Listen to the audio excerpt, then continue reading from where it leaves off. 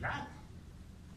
No es lo mismo tener 100 kilos a tener 5 kilogramos de peso y evacuar cada 3 horas, cada 4 horas, cada 5 horas. Entonces hay una regla muy importante, 3 de 3. Algunos obran 3 veces al día, otros obran 3 cada tercer día. Y en base a esto, cuando se presenta el doble, pues ya es una diarrea, una disminución de la consistencia y ya puede determinar que adopte el material que lo contenga, agregando a las definiciones que se han presentado. Los factores de riesgo en el adulto son un tanto diferentes que en el niño.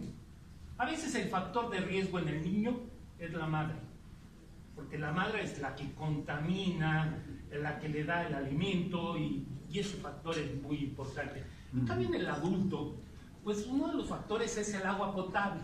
Hoy por hoy, algo que ha mejorado también la vida y las condiciones de las enfermedades es tener agua potable. Pero el agua potable cuesta y por lo tanto tendremos que indicar que en las grandes ciudades mejorar nuestras condiciones de agua potable. Pero esa agua potable también está contaminada o puede ir a donde se almacena, pues es un factor tremendamente desencadenante. Ejemplo clásico, la Salmonella typhi. La Salmonella typhi vive en agua limpia, pero además agua limpia y estancada. Entonces en los aljibes o en las partes de los edificios, si no lavamos el tinaco, tendremos una condición importante para su presentación. Malos hábitos higiénicos, por saltarme algunas de las condiciones de factores de riesgo. Lavarse las manos antes y después de ir al baño. Creo que es importante.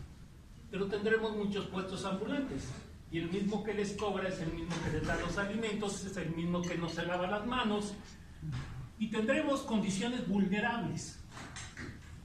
Pacientes que son vulnerables, desde el diabético, desde el inmunocomprometido, desde el que tiene cáncer, desde el que ingresa a un hospital.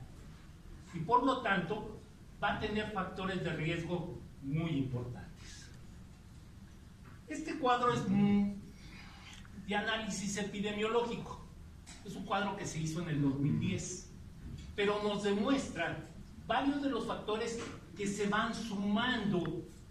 Va a tener vulnerabilidad, va a tener fiebres, va a tener diarreas, va a tener un sinnúmero de cosas que se van a ir sumando y eso nos da como consecuencia que el número de casos se incrementa.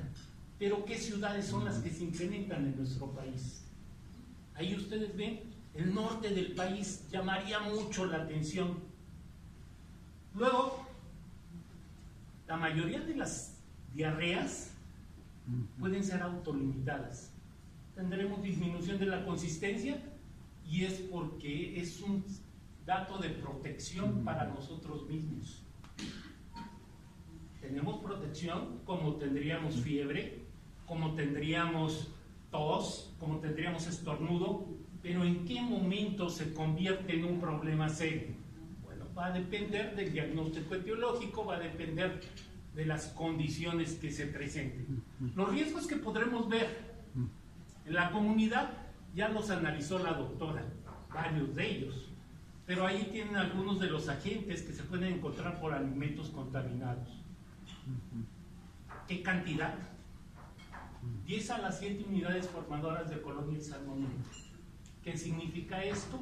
1 gramo de excremento. O en el ambiente hospitalario, todo el que ingresa a un hospital tiene riesgo de padecer una enfermedad diarreica, ya sea por los alimentos que se le dan, ya sea por los medicamentos que se le dan, y crecer un microorganismo muy severo que es Clostridium difficile y nos va a dar problemas de diarrea. Las clasificaciones de la diarrea. La diarrea se va a clasificar en el adulto en aguda, persistente o crónica, y va a depender de las semanas que se presente. Dura menos de 2 semanas, dura de 2 a 4 semanas, y crónica. Hay gente que dice, bueno, sigo teniendo disminución en consistencia. Bueno, parte de eso se debe a la extensión en longitud del intestino. 7 y 3 metros del colon, o 2 metros del colon, según sus características. Pero se va a ir aliviando poco a poco.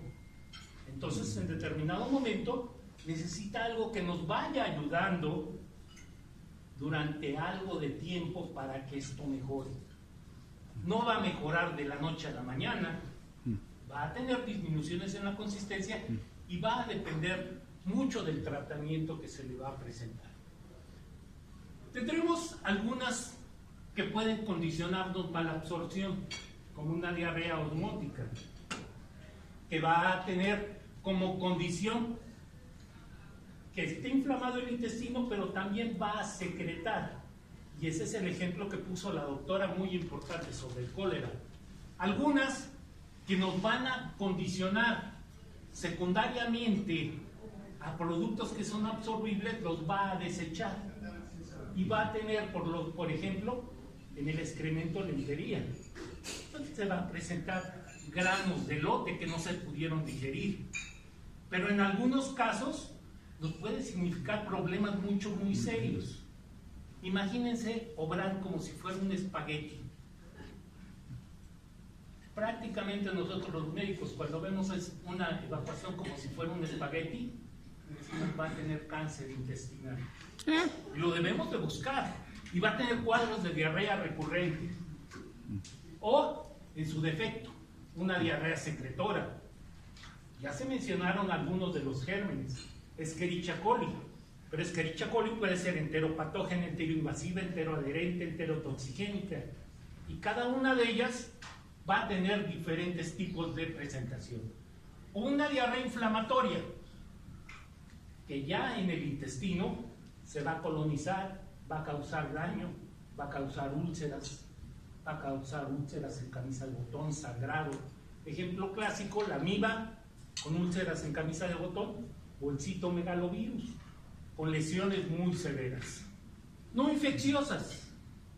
Doctores, gente en general, fármacos, intoxicaciones, alergias. Hoy por hoy, sabemos que existen chicles de broma que le ponen puntitos de ajo. Y hay gente que con el ajo tiene diarrea. Y hasta que no lo elimina, del organismo. Tendremos infecciones por virus, ya se mencionaron. Y entre ellos, el agente Norwalk. Pero lo vamos a ver en guarderías, en sitios de concentración y contaminación por alimentos. O por bacterias, ya se analizaron muchas de ellas. Entre ellas, algunas que ni pensamos en ellas. Excepción de que les produce muchos gases. Tienen muchas flatulencias, tienen borborismos en el estómago, tienen movimientos que les hace producir gases. Y al final se caracteriza más de gases que por diarrea. Tendremos algunas que pueden ser producidas por problemas intestinales del estómago, como el Helicobacter pylori. Tenemos otras que pueden ser producidas por parásitos. Esos parásitos nos van a condicionar problemas muy serios. Pero si tenemos un germen aislado, como por ejemplo Pisospora belli, y tiene 3 meses de diarrea o 2 meses de diarrea, hay que hacerles un estudio de SIDA, porque el paciente tiene SIDA. Y entonces nos enfrentamos a que la diarrea no es tan simple como lo pensamos, ya nos está dando otro tipo de enfermedad. O por parásitos muy grandes. En el 1920, la forma de bajar de peso era comer huevecillos de tenia. Actualmente hay un medicamento que se puede tomar. ¿Y cómo se pierde la grasa? Por diarrea. Y a veces esos tratamientos les ganan la forma de bajar de peso. Y por hongos, lesiones por hongos, que nos va a dar la cándida en forma muy importante y lo vamos a encontrar en pacientes inmunosuprimidos. La diarrea del viajero, guarderías y nosocomiales van a ser muy importantes. Cuadro clínico. Cuadro clínico es muy variado. Pueden tener un sinnúmero de datos clínicos que nos hacen pensar en qué es lo que está sucediendo. Pero uno de ellos es: ya no aguanto, tengo que ir corriendo directamente al baño, urgencia para defecar, dolor abdominal, pero depende de la región donde este se presente.